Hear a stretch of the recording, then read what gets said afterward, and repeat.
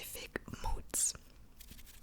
Because I'm complicated like that, I cannot just make a simple video, you know. But this is so fun for me, so I hope it will be fun for you as well. And don't hesitate to leave in the comments other specific moods you would like to talk about in future videos. I am personally a huge mood reader, so that's why I find these videos very helpful. I hope it's the same for you. I don't know what kind of reader you are, so obviously this is the way I like to read. I like to follow my mood, and you know, I find that there's nothing better than the feeling of reading the exact perfect read at the perfect time in the perfect place, or when you're looking for a specific vibe/mood and you find the perfect read. There is nothing more satisfying to me. So today we're talking specific moods, we're talking summer moods and summer reads. Buckle up, it's gonna be a long one, I think. I have a lot of books. I've gathered different prompts, let's say, based on books my friends asked me for, or moods that I am currently in or was in at some point this summer, or anticipate will be. The prompts are really specific, so let's get into it. Okay, the first book is a book for when you're on a seaside vacation and you want a soft, breezy romance. So you're sitting in front of the sea, at the beach, in front of the ocean, wherever you are, but it's a salty type of vacation, and you're just, you know, enjoying the sound of the waves, the breeze coming at you. This is the book for you. You have options, because why not? And the first one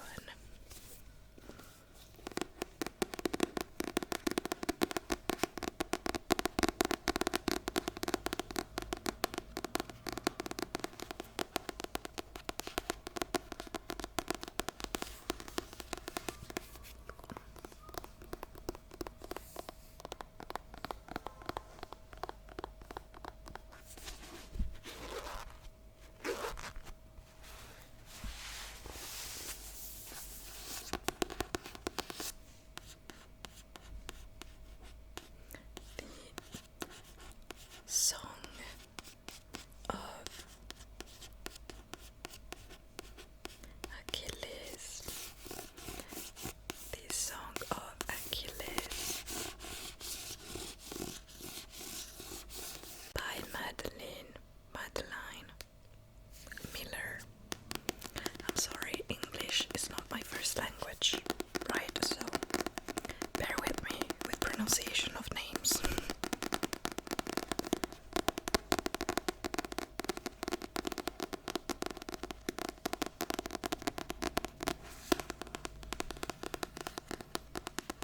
This book is perfect for a soft romance that's also set around the sea.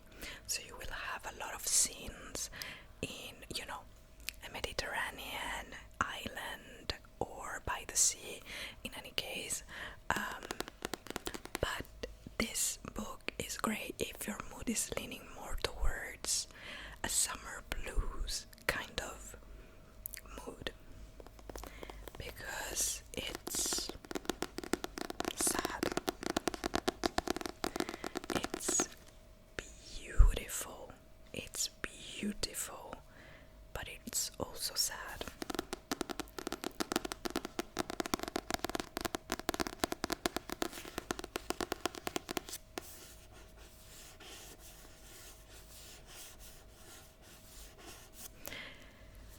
The Song of Achilles follows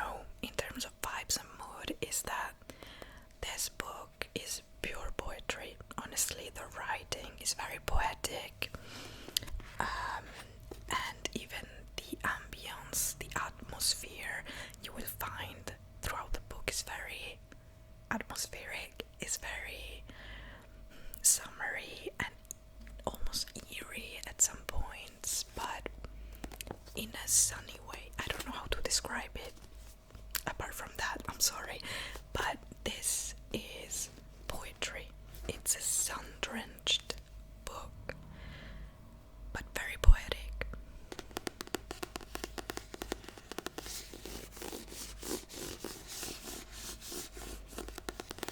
Honestly, this is not one of my favorite reads. This was very popular. I feel like everyone in the world has read this book and loved it. Unpopular opinion, I didn't really like it. I think it was a 2.5, which is not a bad book to me, but you know, 2.5 is half of 5, so it's still an okay book. I will recommend it, as you can see, and I've recommended it to a lot of people, but I found it a bit boring. That's just my opinion, but I would recommend it for this specific mood. You know what I mean? When you're in the mood for a very soft romance and poetic writing, and maybe looking a bit more intellectual also on the beach, this is the right book. Second option.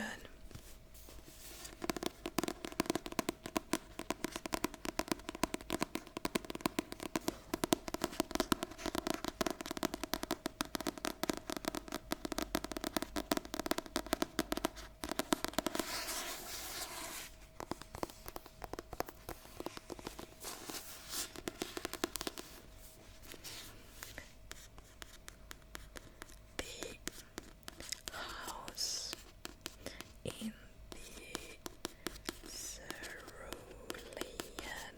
Cerulean Sea. The House in the Cerulean Sea by DJ Clune.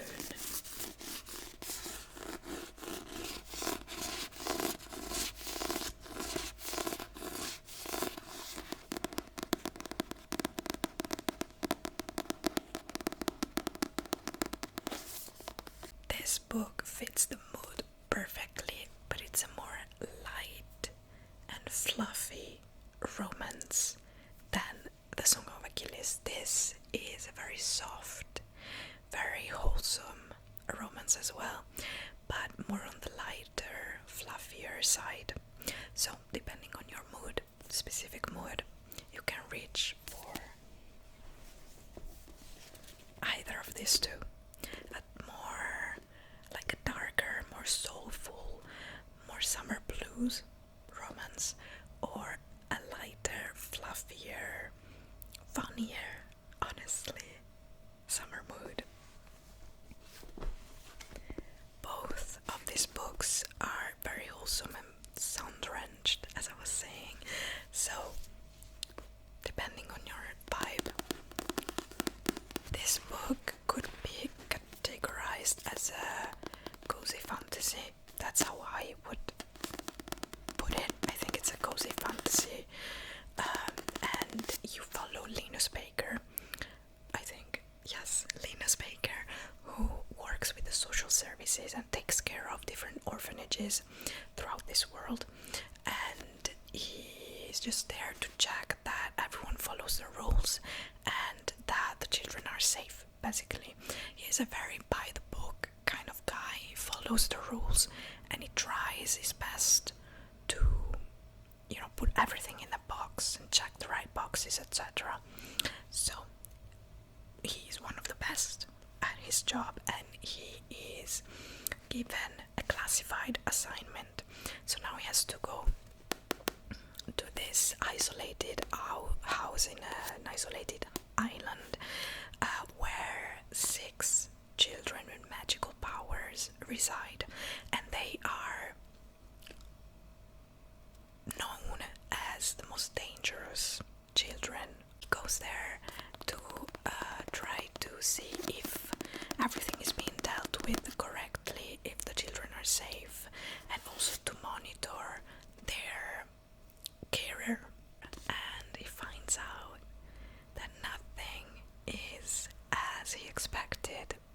as it seems. This is so wholesome. And even just thinking about it, I tear up. But it's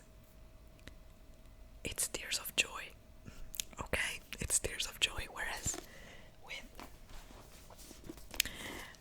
the Song of Achilles, you will cry tears of pain and sadness. But with The House on the Cerulean Sea, it's tears of joy. It's so wholesome. It makes you feel things, but in a warm way. I don't know if it's making any sense to you, but yeah. This is also set on an island by the sea, so yeah. And if you haven't read any of DJ Clune's books, I highly recommend this one especially.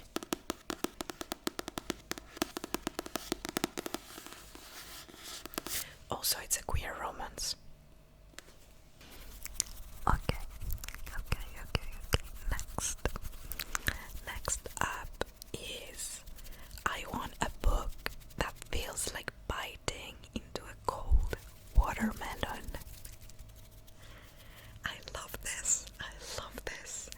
A book that feels like biting into a cold watermelon, and it makes me think bright, juicy, maybe fast-paced, but something that feels good and almost reinvigorating kind of thing. And the moment I read this prompt, I knew.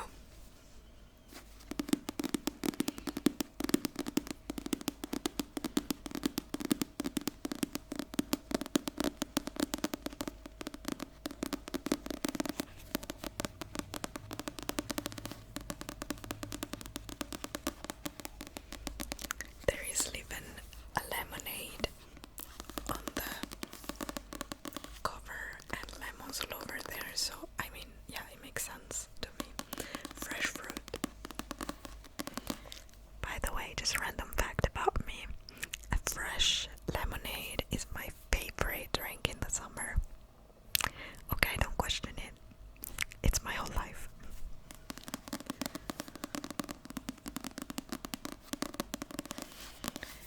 So, this is Funny Story by Emily Henry.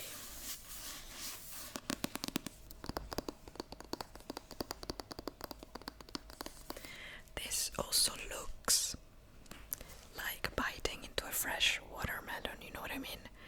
Like, this looks like the quintessential summer book, and to me it is. Unpopular opinion, but this is my favorite Emily Henry book.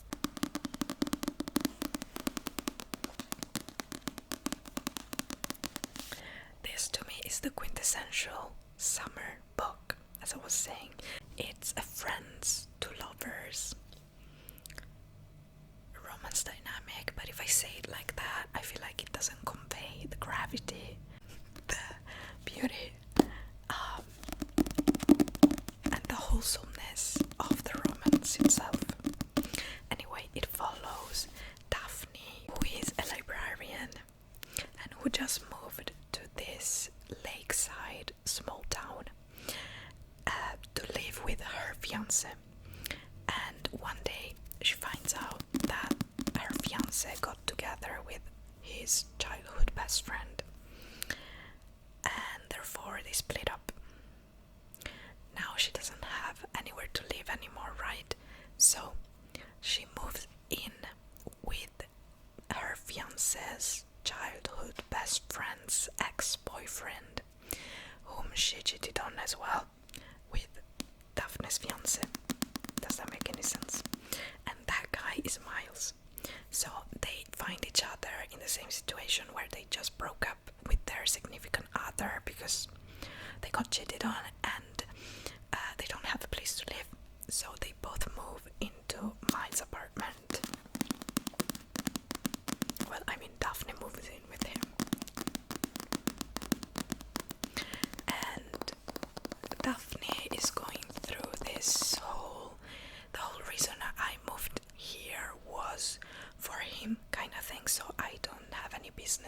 here. I'm hating this town now. I wanna get out, but she has a shot at her dream job at this town. So Miles makes it his mission to show Daphne how life is so beautiful in this town and how lucky they are to live there, etc. And they go through many different things as well, like, you know, Emily Henry's books are never just purely about the romance. There's a lot of character development as well. It's so fun. There's a lot of summer activities in there, so you will feel like you're in summer. It's funny, it's a bright read, and Miles is a walking green flag, so you couldn't ask for anything more, honestly.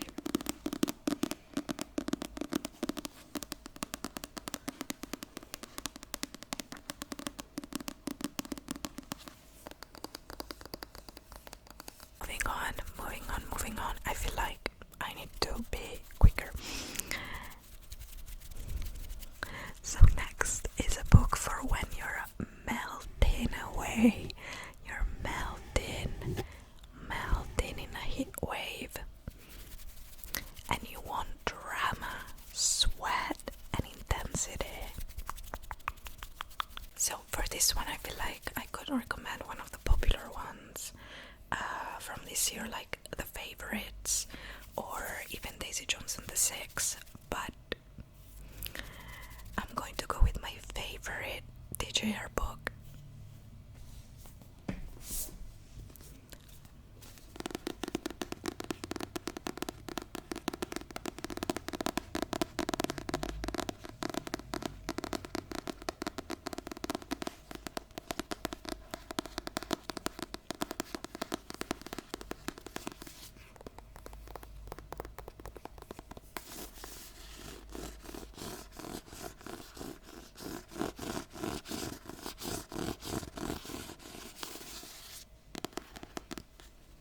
So this is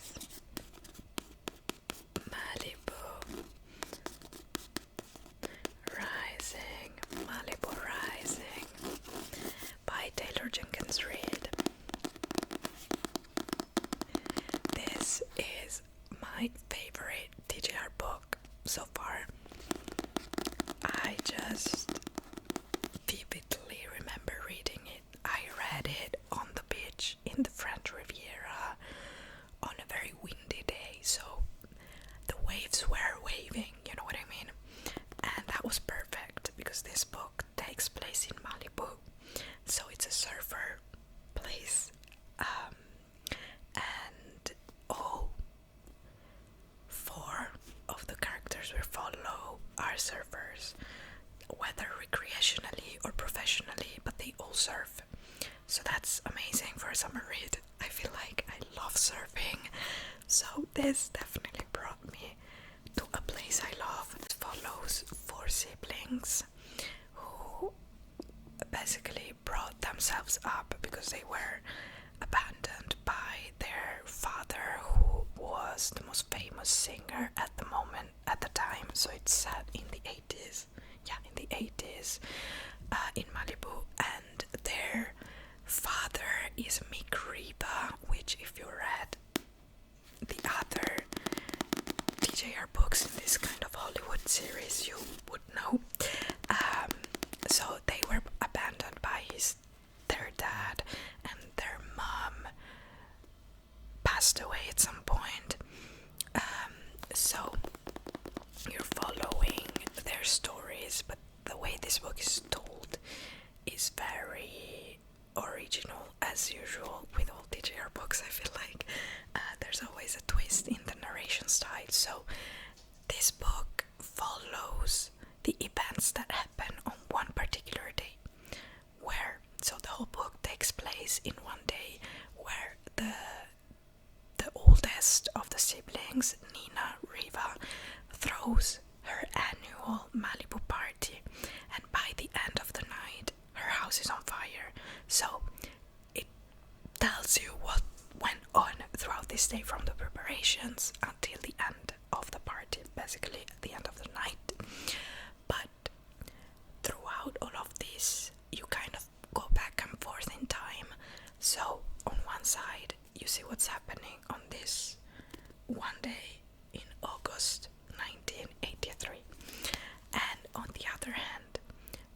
see how the siblings got to where they are, how they became who they are, and their story throughout the years since they were born, etc.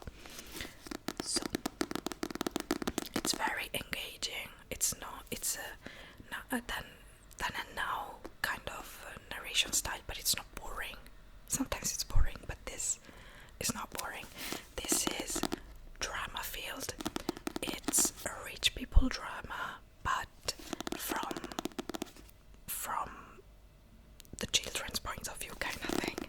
The children who grew up, became rich and famous themselves, etc. So there's a lot of talk of, the tabloids as well, and stuff like that. And yeah, it's just drama filled up until the end, when you figure out what the hell just happened. And I love all the cameos from all her other books as well.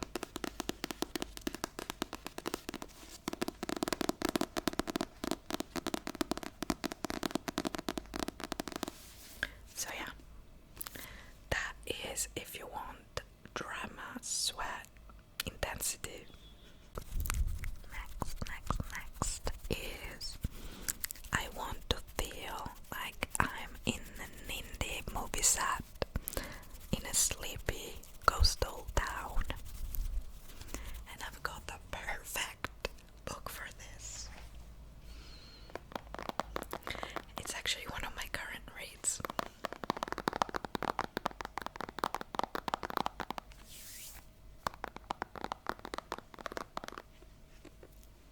That's Summer of '69 by Ellen Hilderbrand.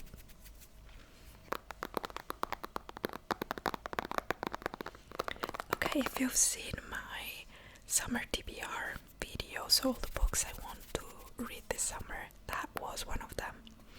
I've been anticipating reading this because I wanted a book set on an island full of drama and family dynamics, kind of like tricky family dynamics.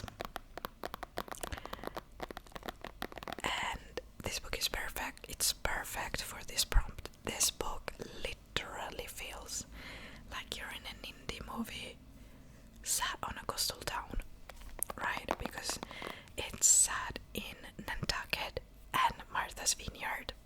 There's the two. And it follows this family who owns a house in Nantucket and the going-ons of summer of '69. So in 1969, obviously the Vietnam War is going on. So one of the siblings we're following, the only man actually, is sent to Vietnam. And then, so that kind of changes the dynamics of the whole family, because usually the whole family goes to Nantucket, they spend the summer there, etc. But now the brother is in Vietnam. One of the sisters is pregnant, so she will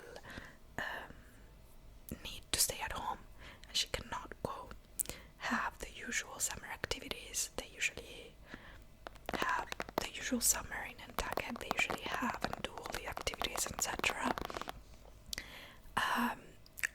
One of them wants to become more independent, and so she gets a job in Martha's Vineyard.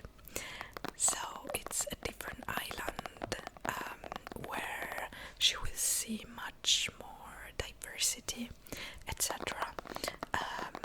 And the other sibling, it's a 13-year-old girl who has a crush on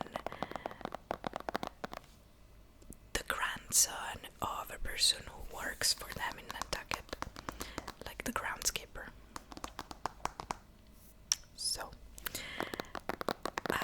there you go. So you're dealing with family dynamics in general, because the mother and the grandmother are in Nantucket with the 13-year-old, and you're following each sibling apart from the one in Vietnam.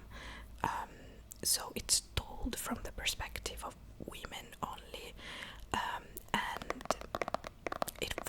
heroes, you know, what they do in their different situations, what they're going through, and what they feel like.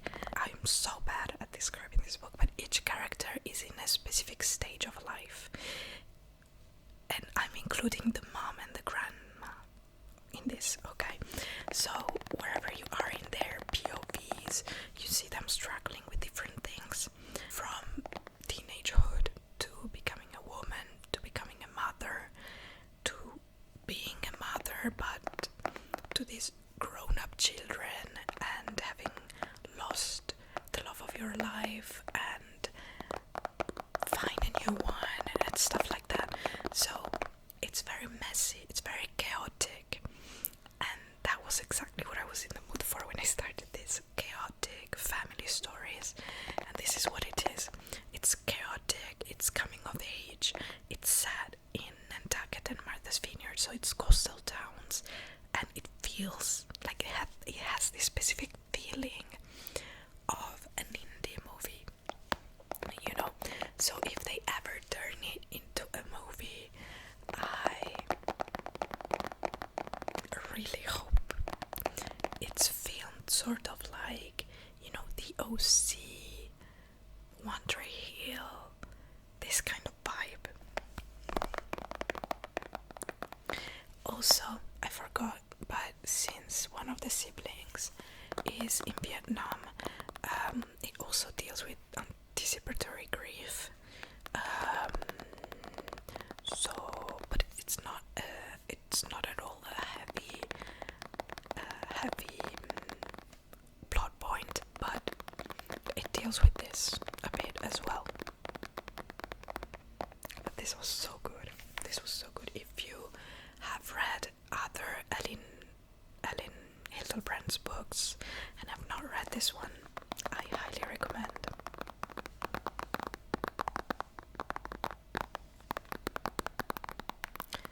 So, if you want an alternative book for this summer, go for that one. Next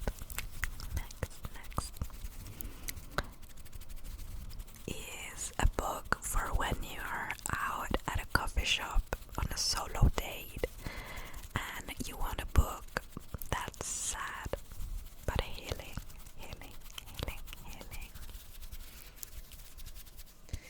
So I've got two for this one based on the specific mood you're in. So if you're in more of a silly mood, you're sad but silly at the same time, you know, when that kind of summer blues hit you, but you still very much feel like you're in summer and you want to go out with your friends, they're not available, so you're a bit sad, but you still go out because you've got your own back. You go to the coffee shop and you want a sad but silly read.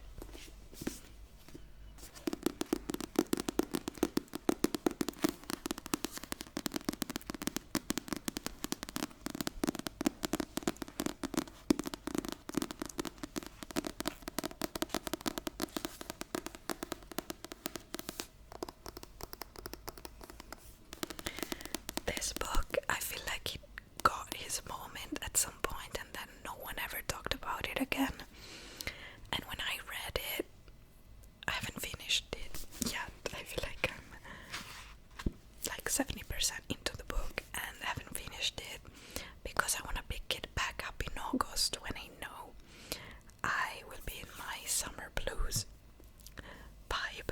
But this book is so great. It's great for a sad but silly, so therefore it's a healing read. This book deals with grief, but it deals with grief in such a wholesome and honorable way almost that I really enjoyed. So that is the Summer of Broken Rules. The Summer of Broken Rules by K.L. Walter. This book is also set in Martha's Martha's Vineyard. I don't know, but yeah, why not? And it follows Meredith, who is used to going every summer to Martha's Vineyard with her family, and they always do the same activities, play the same games, etc. But this summer, her sister is not there because she passed away.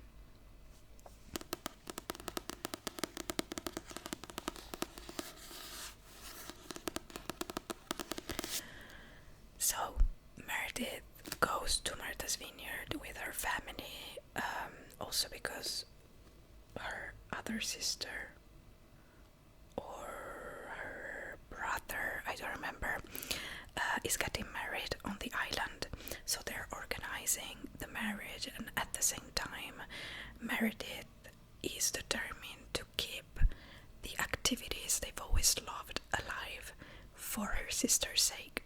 So to honor her, she proposes to do a last Assassin's game, because that was her sister's favorite activity that they did in the summer. So they organized this like island-wide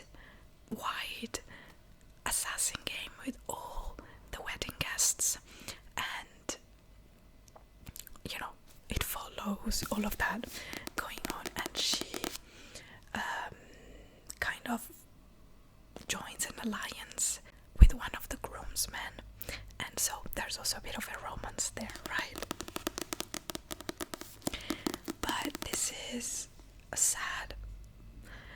It's sad in a way because you're dealing with grief, but it's also silly and fun because you're playing this assassin game on an island, you're doing summer activities, you're preparing for a wedding. But if you're in a more seriously sad mood and you need something that's truly healing, when you put this book down, you will feel like a new person. You will feel happy, you will feel grateful about life. That is a happy place.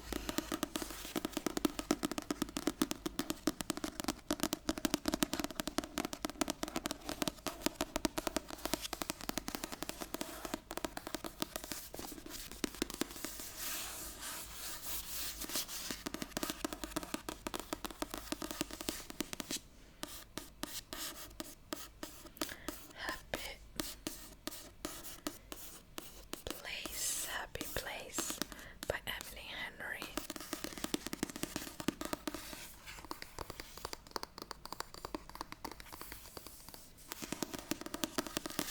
This one is especially perfect for you if you're sad because you just broke up, whether with a friend or with a significant other or with a family member, whatever. Trust me on this one, okay? If you haven't read it yet, trust me on this one.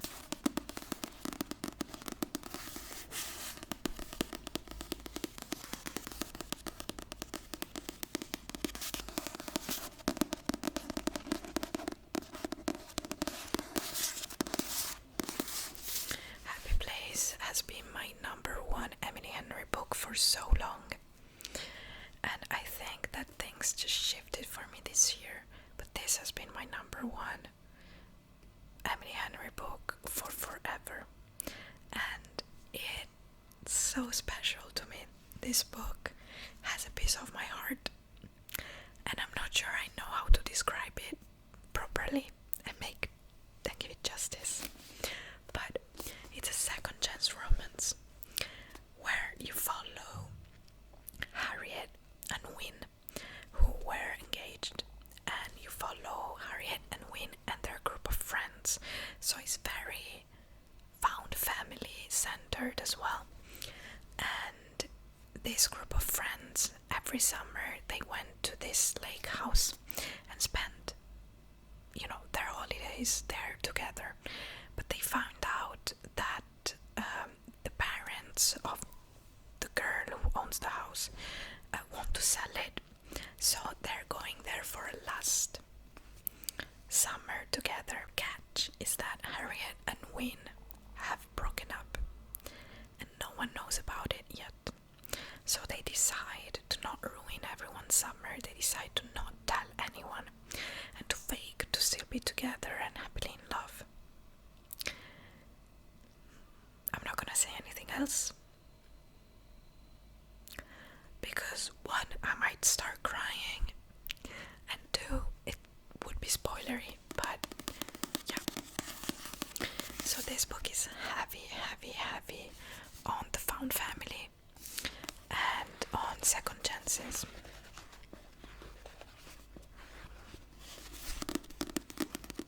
It's written in a then and now kind of POV.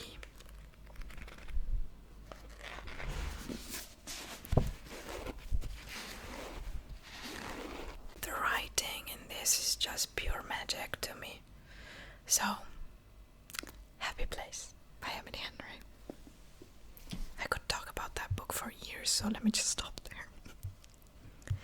Next is a book for when you're in your Delulu era and you just want to escape. Pure escapism, but with the Lulu twist.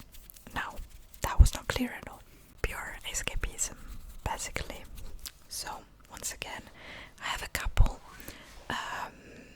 One is for more of a kind of fantasy escapism. So that would be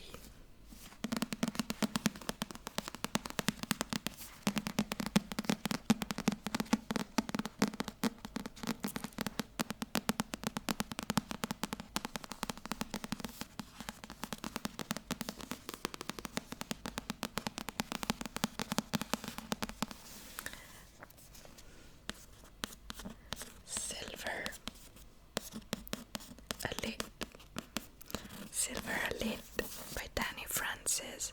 I've just read this book. And I think it's perfect for a summer fantasy. Okay, this is technically a dystopian romance, but I feel like it reads more like a fantasy, but in any case, it's pure escapism, because you're plunged into a completely different world, where there are people with psychic powers. Some can use telepathy, some can read your mind, they all have different things going on. But the whole thing is that the current government wants to get rid of these people with the psychic powers. So you read about Ren, who basically has spent her whole life in hiding. Her uncle hid her because she has very strong psychic powers, and taught her how to fight, hunt, etc. And then one day her uncle gets killed by the regime, and she gets taken as sort of a prisoner. And the person who is in charge of deciding what to do with her, how to deal with her, puts her into their military school for like elite soldiers. So she spends a lot of time trying to get out of there until she gets recruited by the resistance.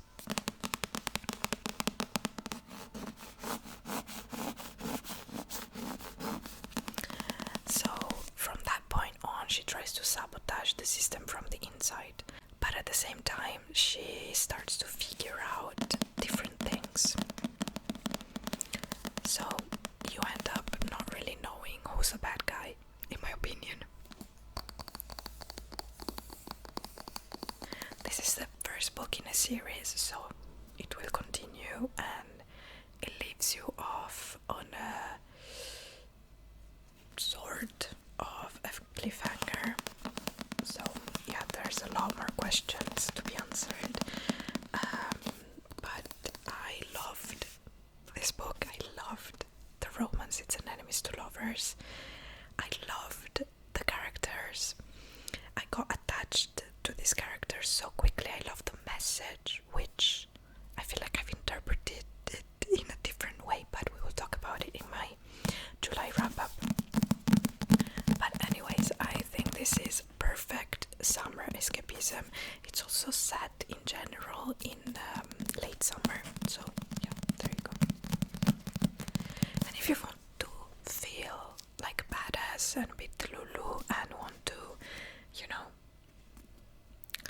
pretend you're the main character in this story and feel like a badass, well, there you go. The other book I had in mind for this, it's more of a subtle escapism where you travel to Japan and you know you're plunged into their culture, and this book is set in a world where cats talk. So,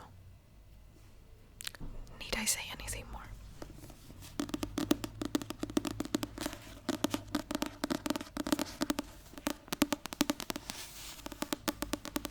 Okay, this is my Italian copy of Kafka on the Shore by Murakami.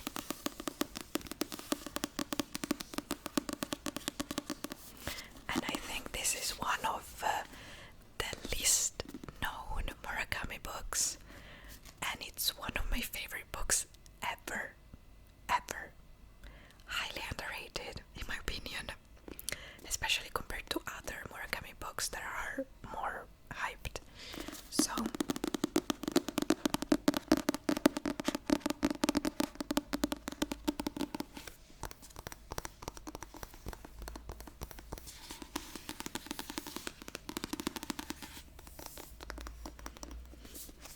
this book feels like a fever dream, and I don't want to tell you anything about it because I feel like going into it blind is half the fun of this reading experience.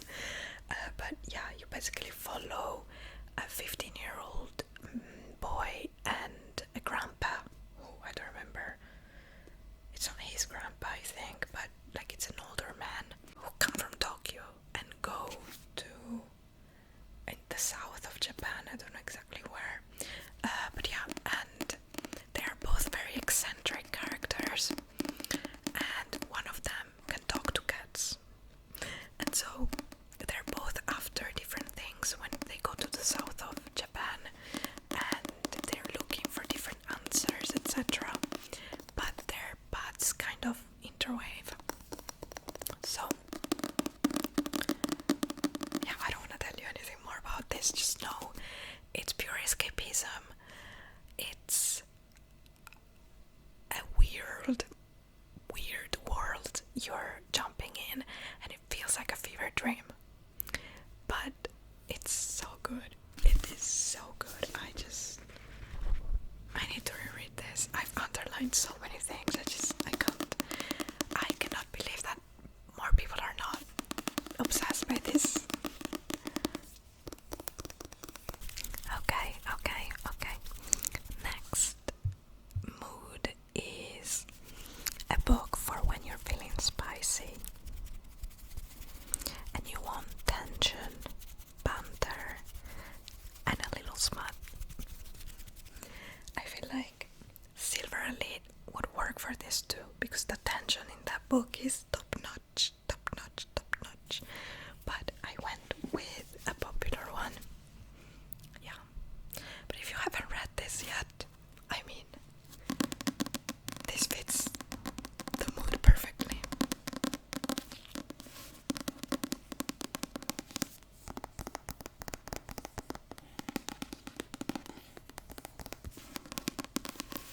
That's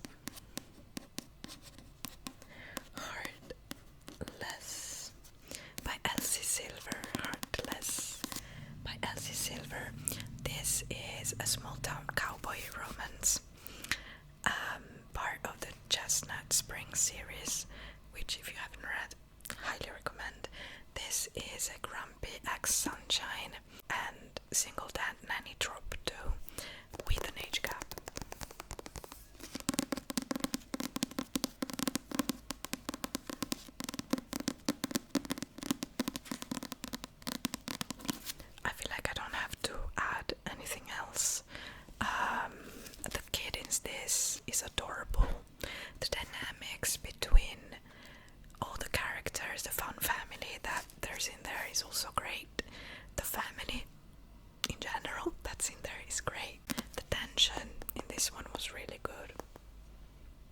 was really good as well.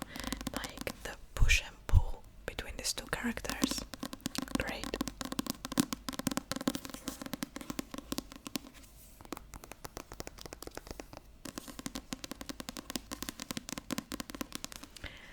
So yeah, you're welcome. Next is a book for a cozy cottagecore summer read where you're surrounded by flowers and maybe you're taking a tea in the afternoon. So you feel like very cottagecore vibes. Maybe you're having a countryside sort of vacation.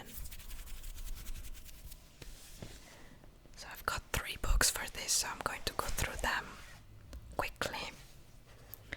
The first one is if your mood is very romance coded, so you want a cute, small town kind of romance, and that would be the Cinnamon Bun Bookstore.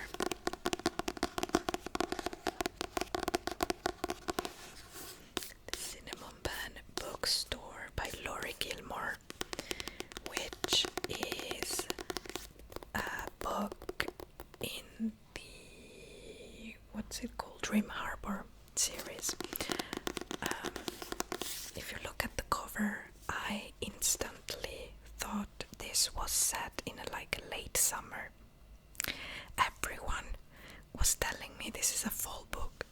To me, this cover is very late summer, early fall coded, so like beginning of September kind of vibes. But yeah, this is a small town, fluffiest romance series. I actually haven't read this one yet because I'm waiting for late August, more like September, mid-September, just on the verge of the end, of when the heat breaks. Basically, I'm waiting for that moment. But yeah, so this apparently is about a secret message hidden in a book in the Cinnamon Bun Bookstore, where there's kind of a secret code. So Hazel, the owner of the bookshop, decides to follow the clues, and then on the other side of this romance, there's Noah, who is a fisherman, always looking for an adventure. So he joins her scavenger hunt. So yeah, they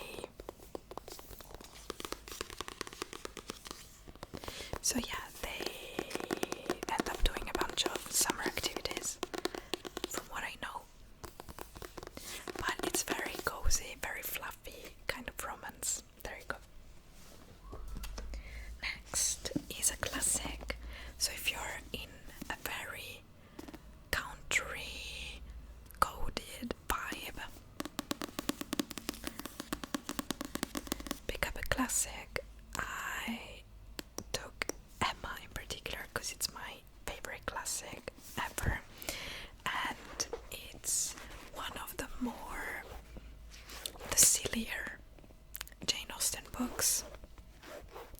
So I feel like it's a good mood for a cottagecore vibe, but you're still feeling, silly and happy, and there's flowers all around you. So yeah,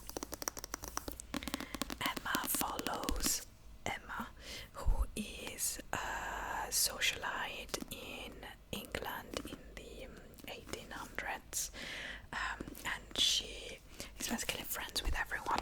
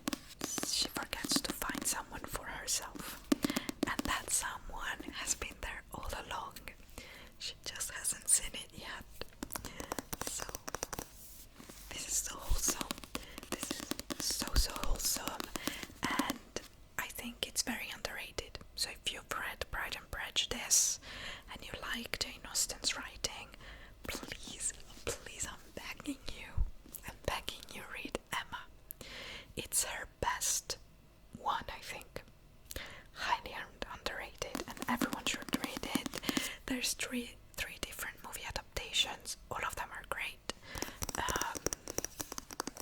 Some more than others, but yeah, absolutely love it. So that's another one for a country cottagecore vibe. And last but not least, country cottagecore vibe, but it's more of a small town in the countryside, and you're in a coffee shop full of flowers, drinking your afternoon tea.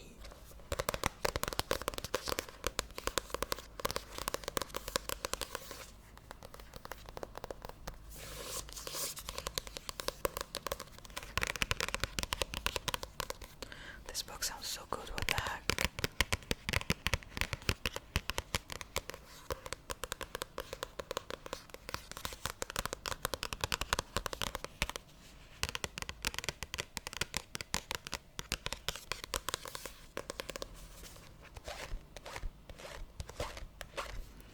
So that's Before the Coffee Gets Cold by Toshikazu Kawaguchi.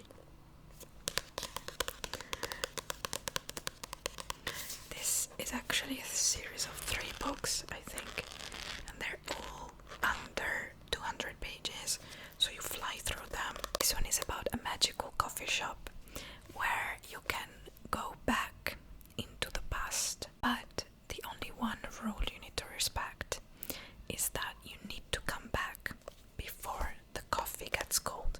So they serve you coffee, you go back into the past, and you need to come back before the coffee gets cold. The narration style of this is very particular, so I read it at first and DNF'd it, but I picked it back up later, years later, and really enjoyed it, so I would give it a chance.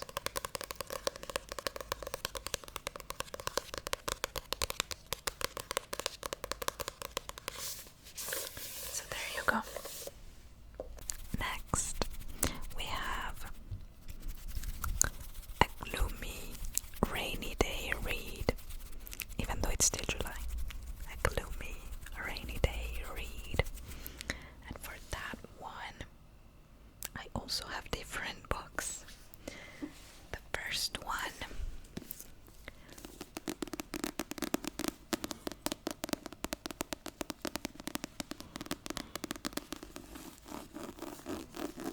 Beautiful World, Where Are You by Sally Rooney.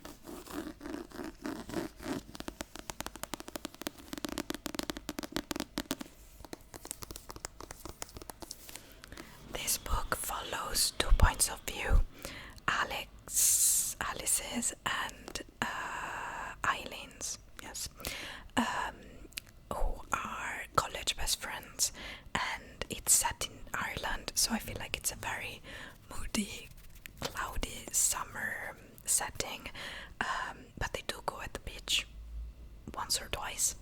So yeah, Alice is a novelist, so it's very meta in that sense, and Eileen is a magazine editor, I believe, and they both get involved with someone, and so it reads like a love story, but the characters in this are very Sally Rooney style, I guess, chaotic, kind of annoying at points, so yeah, I think it's perfect for a gloomy, rainy day, or even just, as it is right now, a cloudy summer day where it's warm, but it's cloudy and you feel gloomy, and it's your mood, you know, you're very moody. Go into this. I don't want to tell you too much about it also because I don't really know what to say about this book. Like, I don't know how to describe it. I really don't know how to describe it. But it reads like a love story. Both to love, like a love story, and also a love letter to friendships, and how they change and evolve, and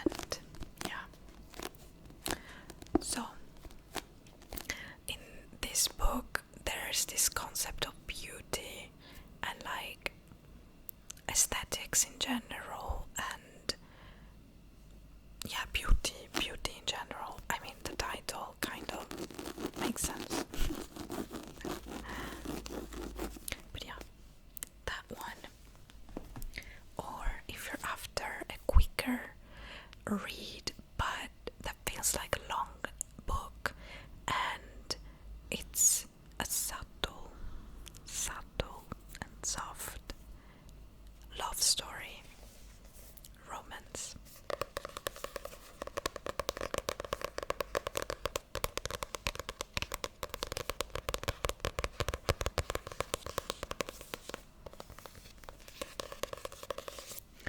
This is How You Lose the Time War by Max Gladstone.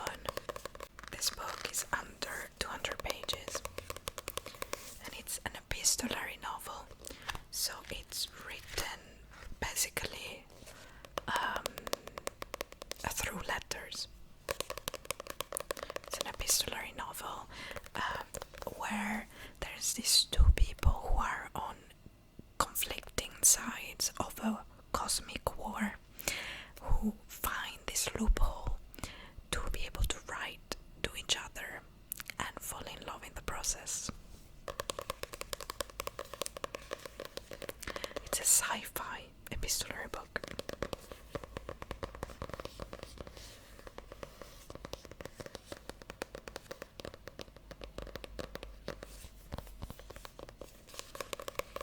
I don't really remember much apart from what I told you, but I think the main characters are spies. I think. Don't quote me on that though, because it's been years since I read this. But this is also great for a gloomy, moody summer day, and also for looking more intellectual if you feel like that. And the last one is if you're in mood for more of a mystery thriller. That's quick to read as well.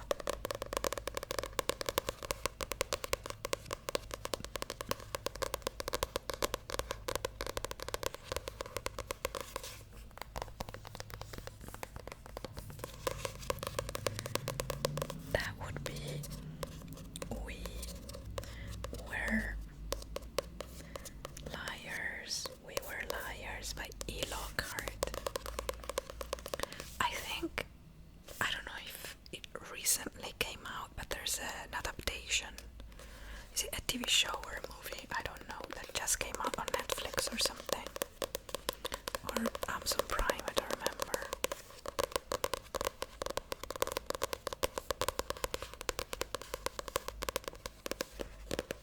But I remember reading this, and I read this in one sitting. This is also, it's under 300 pages, 215 pages. This is very moody. It's unreliable character, unreliable narrator, and characters in general, where a tragedy happens between this group of friends, and we were liars. So you're trying to figure out what happened, but you cannot trust the narrator, you cannot trust any of the characters. So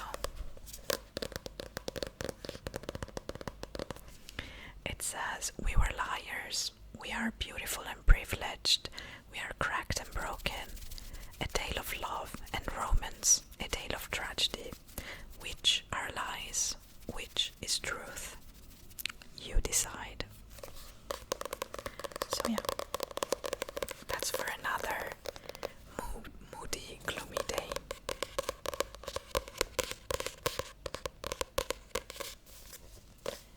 And for our last book, something absolutely unhinged to shake up my summer. And once again, I could have said many different things, many different popular books, but I want to recommend you a book no one is talking about. Great, my camera died and is about to die again, so we'll do this quickly. But first is a book that no one is talking about in the Anglophone world. I'm not sure it's been translated yet. Right, but it's a book from a Swiss author that I have.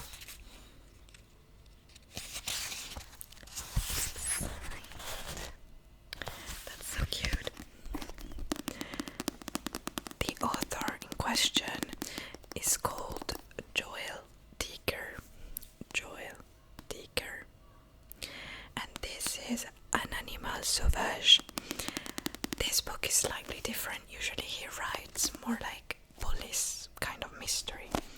And there are several ones that have been translated to the English language. But yeah, if you speak French, please read this one.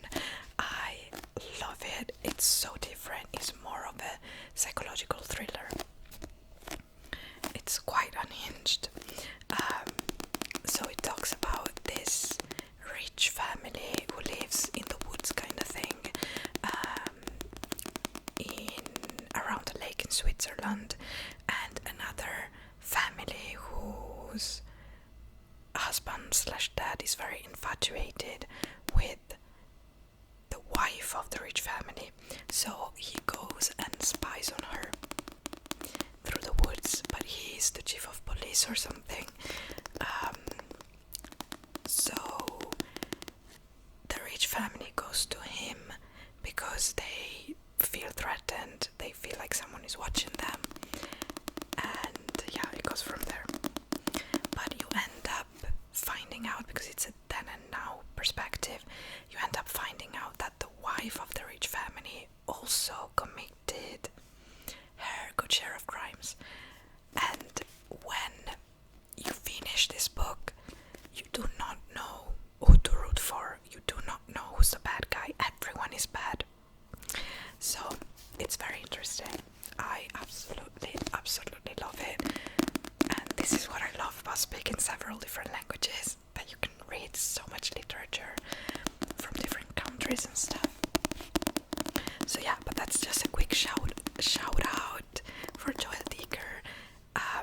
So keep your eye out for this if it hasn't been translated yet. Please, I beg you. But next is a book I read years ago, and I rated it 5 stars at the time. And when I think about it now, I still love it, and I'm passionate about the fact that no one freaking read this book. I feel like this author had her moment with another book of hers, but this one that I'm about to talk about in particular is so unhinged that you almost risk not liking it, because it's that unhinged, but it's the good kind of unhinged to me. Okay, so you need to know there's several elements of magical realism in this book that make it very unhinged, and that is Burn Our Bodies Down by Rory Powers, who historically has written unhinged books. I could talk about Bunny and books like that, but I feel like those are very popular. Bunny is another recommendation though. Yeah, so I need someone to read this book, or if you've read it, let me know in the comments, please. Once again, I'm backing you. So this book follows a girl who knows nothing about her family, her past, where she came from. It's always been just her and her mum. And so her past was kind of a mystery, until one day she finds a photograph and she manages to figure out where she's coming from. So she goes back to that small town and she understands basically why her mum left.